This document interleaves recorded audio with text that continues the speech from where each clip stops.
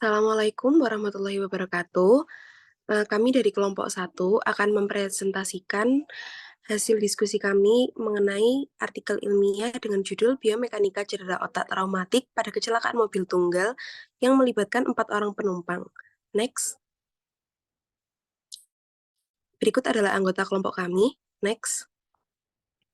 Next. Dilaporkan oleh Status Global pada tahun 2018, kematian yang disebabkan oleh kecelakaan lalu lintas terjadi pada rasio 18 per 100.000 penduduk. Hal ini menyebabkan TBI atau Traumatic Brain Injury menjadi penyebab utama kematian dan kecacatan.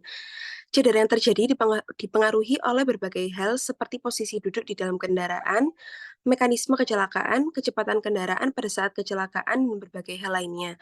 Dalam kasus kecelakaan lalu lintas, dokter sering diminta untuk melakukan otopsi verbal. Oleh karena itu, penting untuk mengetahui tentang cedera dan penyebab kematian yang umum terjadi dalam kecelakaan lalu lintas. Next.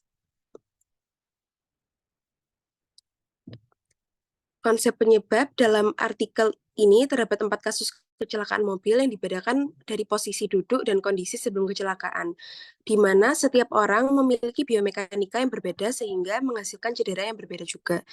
Yang pertama, penumpang dengan posisi duduk di bagian depan kiri berpotensi untuk mendapat cedera lebih parah dibanding dengan pengemudi atau penumpang di bagian kanan. Hal ini dipengaruhi oleh penggunaan sabuk pengaman oleh penumpang yang dianggap dapat mengurangi kejadian terjepit dan terlempar. Yang kedua yaitu mengonsumsi alkohol. Alkohol dalam jumlah dosis yang lebih tinggi dapat mengakibatkan kehilangan kendali atas gerakan tubuh serta menurunkan kemampuan dalam berpikir dan mengingat informasi. Lalu yang ketiga, 63% dari kasus kecelakaan yang disebabkan cedera paling banyak terjadi pada pengemudi. Cedera tersebut dapat disebabkan oleh benturan pada bagian-bagian kendaraan seperti wajah menghadap kemudi, kepala menghadap kemudi, wajah menghadap kaca samping, kepala menghadap kaca samping, atau kepala menghadap permukaan atap mobil. Next.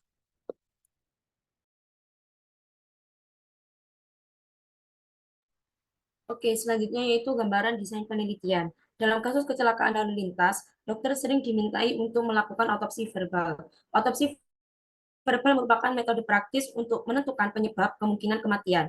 Metode ini sering digunakan untuk kondisi umum seperti registrasi sipil dan vital statistik. Lalu selanjutnya penelitian ini menggunakan desain penelitian studi kasus dengan metode deskriptif dan pendekatan kualitatif. Untuk populasi, penelitian ini terdiri dari individu yang mengalami cedera otak traumatik akibat kecelakaan mobil tunggal. Untuk sampel, 4 orang penumpang yang terlibat dalam kecelakaan mobil tunggal, keempat orang ini merupakan subjek dari deskripsi kasus yang dipresentasikan dalam penelitian tersebut. Teknik pengambilan sampel yaitu digunakan adalah convenience sampling. Convenience sampling merupakan metode pengambilan sampel yang dilakukan dengan memilih subjek berdasarkan ketersediaan dan kemudahan akses peneliti terhadap subjek yang bersangkutan. Untuk penentuan besaran sampel tidak disebutkan. Bisa di next. Selanjutnya yaitu variabel penelitian. Variabel independen atau mekanisme kecelakaan yang diteliti meliputi jenis kelamin, usia, serta faktor-faktor seperti kecepatan kendaraan, posisi duduk penumpang, penggunaan sabuk pengaman, dan mekanisme kecelakaan lainnya dapat mempengaruhi cedera otak traumatik yang dialami oleh penumpang. Dan yang kedua, variabel dependen yaitu kecelakaan lalu lintas. Next. Selanjutnya, analisis deskriptif. Pada penelitian ini, peneliti membahas mengenai 4 kasus penumpang dalam satu mobil yang terlibat kecelakaan tunggal. Walaupun 4 orang ini berada dalam satu mobil, setiap orang memiliki biomekanika yang berbeda sehingga menghasilkan cedera yang berbeda. Berikut merupakan tabel gambaran umum individu. Next. Berdasarkan analisis patomekanisme yang dilakukan oleh peneliti, pengemudi memiliki risiko cedera tertinggi dalam kecelakaan, yaitu sebesar 63%, yang dapat disebabkan oleh benturan bagian-bagian kendaraan, seperti wajah dan kepala menghadap kemudi, kaca samping, atau permukaan atap mobil. Pada pasien yang diperiksa, luka-luka meliputi vulnus lacertum, regiozygomaticus sebelah kiri, dan sakit kepala atau cephalgia. Next. Penumpang dengan posisi kiri depan menggunakan sabuk pengaman. Nah, tapi paling sering mengalami luka fatal. Cedera yang paling sering dialami yaitu cedera dada sebesar 50% dan cedera ekstremitas bawah sebesar 46%. Cedera dada pada penumpang depan kiri dapat disebabkan oleh benturan dada dengan sabuk pengaman. Pasien ditemukan dead on arrival dengan luka pada regio toraks dan deformitas regio femoralis kiri dengan dugaan fraktur tertutup femur kiri. Deformitas regio femoralis kiri diduga disebabkan oleh benturan paha atau lutut dengan panel instrumen yang paling sering terjadi dengan insiden sebesar 32%. Dan benturan ini juga menjadi penyebab cedera parah yang sering terjadi dengan tingkat insiden sebanyak 8%. Baik, selanjutnya untuk penumpang dengan posisi kanan belakang, intrusi atap adalah penyebab paling umum dari cedera yang eh, menimbulkan cedera bagi penumpang yang berada di posisi kanan belakang, yang dapat menyebabkan cedera karena penumpang tidak mengenakan sabuk pengaman. Nah, dampak pada intrusi atap itu diduga menjelaskan terjadinya laserasi vulnus retroaurikular kiri pada pasien, kemudian fraktur daerah klavikula kiri dan memar paru kiri dianggap disebabkan oleh mekanisme benturan ekstremitas ke atas dan dada dengan permukaan tempat duduk dan atap kendaraan dengan tingkat kejadian 12%. Hematoma cruris anterior bilateral diduga akibat benturan pada kursi dengan insidensi benturan kursi kaki bagian bawah sebesar 26%. Next. Nah, penumpang posisi kiri belakang tidak menggunakan sabuk pengaman. Di sini, mekanisme jungkir balik dapat menyebabkan kepala membentur permukaan atap mobil dengan tingkat kejadian 42%. Pada pasien, ada luka berupa vulnus laceratum di regio frontoparieto-occipital, disertai fraktur impresi tulang parietal kiri dan pendarahan subdural dan subarachnoid multiple atau penurunan kesadaran. Nah, di sini eh, pasien juga sempat turun kesadarannya. Selain itu juga terdapat fraktur tertutup humerus kanan dan laserasi limpa akibat trauma tumpul abdomen, vulnus laceratum regio frontoparieto-occipital, fraktur impresi tulang parietal kiri, pendarahan subdural dan subarachnoid dapat disebabkan benturan kepala dengan permukaan atap mobil saat mobil terguling. Next. Selanjutnya adalah kesimpulan. Teori domino Heinrich dan konsep Frank A. Bird menekankan bahwa kecelakaan terjadi karena serangkaian faktor yang saling terkait. Faktor-faktor ini meliputi kebiasaan kerja yang tidak aman, kondisi lingkungan yang berbahaya, kurangnya kontrol, penyebab dasar, penyebab langsung, kecelakaan, dan cedera atau kerusakan. Penelitian ini menggunakan desain studi kasus dengan pendekatan deskriptif kualitatif untuk memahami cedera otak traumatik akibat kecelakaan mobil. Sampel penelitian terdiri dari 4 orang penumpang yang mengalami kecelakaan dengan teknik pengambilan sampel convenience sampling. Variabel-variabel yang diteliti meliputi jenis kelamin, usia, kecepatan kendaraan, posisi duduk, dan penggunaan sabuk pengaman dengan kecelakaan lalu lintas sebagai variabel dependent. Next. Analisis deskriptif digunakan untuk menggambarkan karakteristik sampel seperti cedera berdasarkan posisi duduk, sedangkan ukuran asosiasi seperti risk ratio dan odds ratio digunakan untuk mengukur hubungan antara faktor risiko dan kejadian kecelakaan. Analisis statistik deskriptif membantu mengetahui distribusi kecelakaan berdasarkan waktu, lokasi, dan faktor lainnya. Berikut adalah daftar pustaka yang kami gunakan. Next. Dan dari kami, kurang lebihnya mohon maaf. Wassalamualaikum warahmatullahi wabarakatuh. Selanjutnya adalah sesi diskusi. Mungkin bagi teman-teman yang ingin bertanya, bisa menyampaikan pertanyaannya.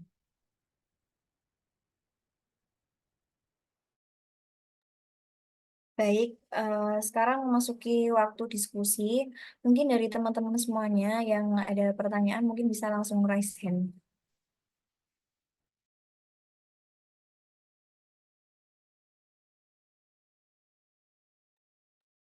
Baik, silakan Saudari Sahlum untuk menyampaikan pertanyaannya. Baik, terima kasih sebelumnya. Saya Sahlum Amelia dengan NIM 102 1111333006. Di sini saya izin bertanya, dari materi yang telah dipaparkan sebelumnya, apakah kesimpulan yang diambil itu sudah jelas dan apakah merefleksikan hasil dari penelitian tersebut? Terima kasih.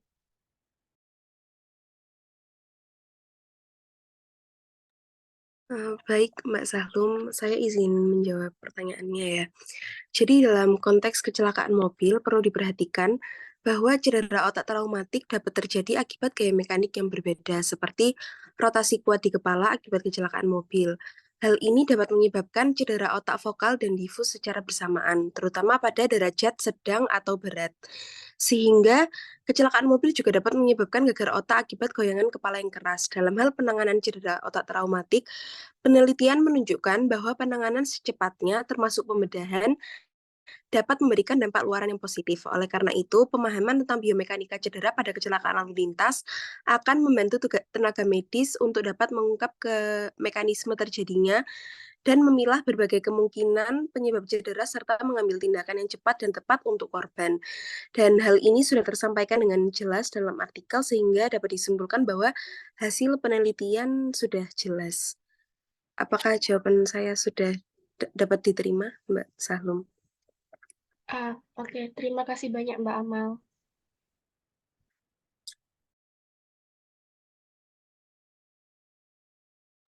Mungkin dari teman-teman yang lain ada pertanyaan selanjutnya atau mungkin ada sanggahan.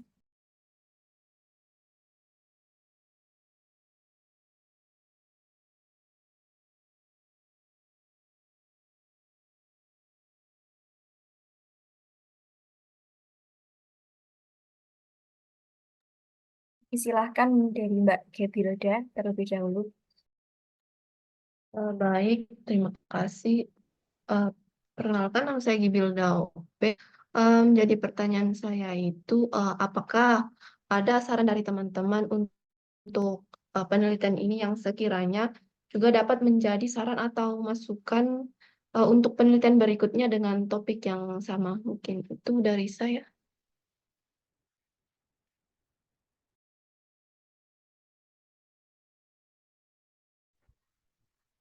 Oke, Mbak Gaby, saya izin menjawabnya. Untuk terdapat saran untuk penelitian selanjutnya, yaitu yang pertama melakukan studi lebih lanjut mengenai faktor-faktor yang mempengaruhi tingkat cedera otak traumatik pada berbagai posisi duduk dalam kendaraan. Dan yang kedua, meneliti efektivitas penggunaan sabuk pengaman dan bantalan udara dalam mengurangi risiko cedera otak traumatik pada kecelakaan mobil tunggal. Dan yang ketiga, mengidentifikasi pola konsumsi alkohol dan dampaknya terhadap kejadian kecelakaan serta tingkat keparahan cedera otak traumatik. Yang keempat, menganalisis perbedaan biomekanika cedera otak traumatik antara penumpang yang menggunakan sabuk pengaman dan yang tidak menggunakan sabuk pengaman. Dan yang kelima, meneliti strategi pencegahan cedera otak traumatik pada kecelakaan mobil tunggal melalui perubahan desain kendaraan atau perangkat keselamatan tambahan. Dengan melakukan penelitian lebih lanjut dalam bidang ini, diharapkan dapat memberikan wawasan yang lebih mendalam tentang mekanisme cedera otak traumatik dan membantu dalam pengembangan strategi pencegahan yang lebih efektif. Bagaimana Mbak Gaby? Apakah jawaban saya bisa diterima? Oke, makasih. Baik, sama-sama. Mungkin pertanyaan selanjutnya bisa disampaikan dari Mbak Inas. Sebelumnya, apakah suara saya terdengar? Iya, terdengar dengan jelas. Baik, perkenalkan, nama saya Ines dengan NIK akhir 16. Di sini saya ingin bertanya, nah setelah teman-teman ya menganalisis artikelnya, apakah isu-isu yang telah diangkat pada artikel tadi itu masih relevan dan penting? Apakah dari teman-teman sekalian ada yang jawab? Ya, baik. Terima kasih pertanyaannya, Mbak Inas. Di sini yang ingin saya jelaskan terlebih dahulu mengenai relevansinya. Jadi untuk penelitian yang kami analisis ini kan desain penelitiannya itu adalah case report atau laporan kasus. Nah, laporan kasus ini sendiri itu memiliki dua tujuan sebenarnya, yaitu menggambarkan proses diagnostik terapeutik pasien tertentu, dan yang satunya lagi adalah berbagi pengalaman klinis. Sedangkan di penelitian ini sendiri, dari judulnya saja itu mengenai biomekanika cedera otak traumatik pada kecelakaan mobil tunggal yang melibatkan 4 orang penumpang Dalam artian penulis di sini bertujuan untuk menjelaskan mengenai biomekanika cedera otak yang terjadi pada 4 orang penumpang yang mengalami kecelakaan tersebut gitu. Dan ternyata diketahui bahwa kecelakaan yang terjadi itu diakibatkan karena penumpangnya ada yang mengonsumsi alkohol gitu.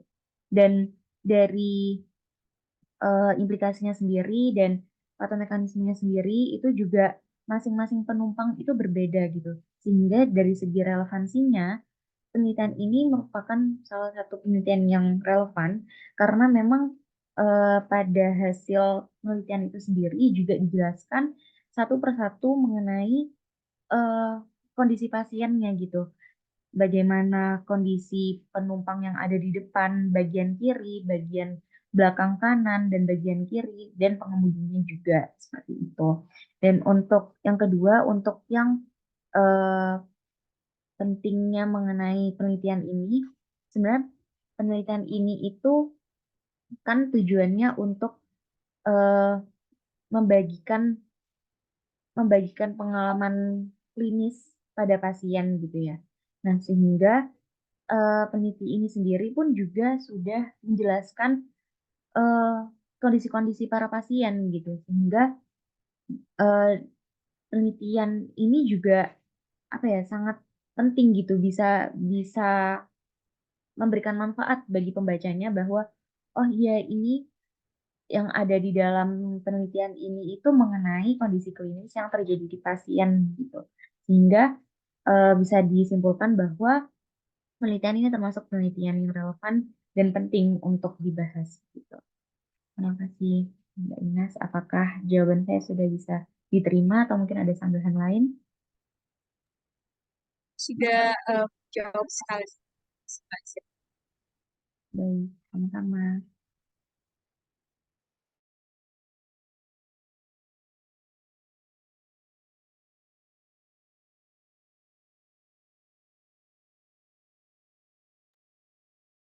Baik, mungkin bisa dicukupkan dari sesi diskusinya. Terima kasih kepada mbak-mbak semua yang sudah mengajukan pertanyaan.